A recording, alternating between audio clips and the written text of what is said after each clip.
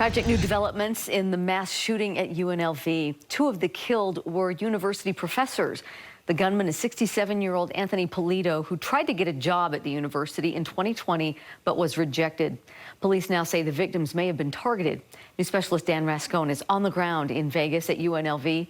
Dan, you spoke with some of the connections that people have to Utah.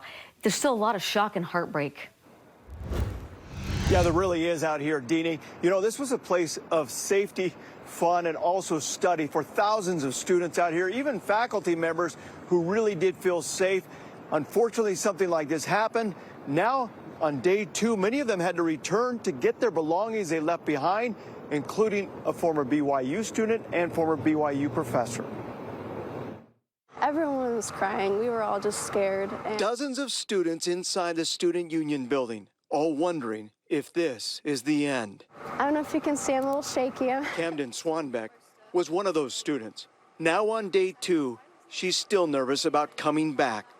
She is one of dozens of students who today police escorted to the buildings to get their belongings they left behind after they fled the shooting. She's safe now, but it's still nerve-wracking to be back in the place that I was when I felt so scared, when I felt like, you know, my life was over. It was nerve-wracking to be back in there. Camden is a former BYU student who transferred here to UNLV.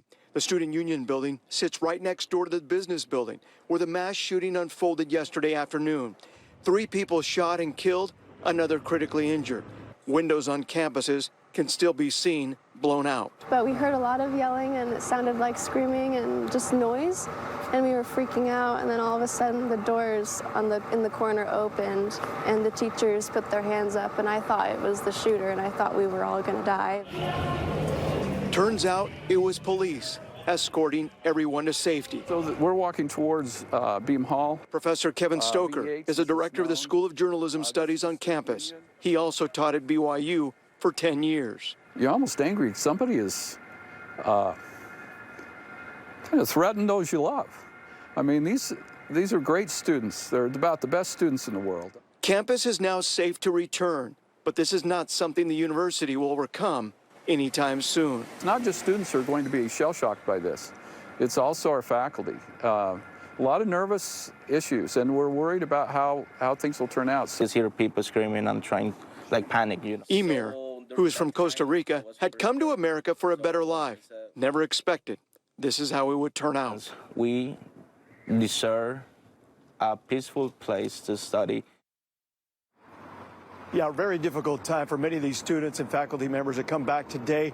You know, in regards to campus itself, shut down all day today, shut down all day tomorrow, possibly even into next week. Students expected to go home after finals next week for the holidays, but this return home for the holidays, much different for these students.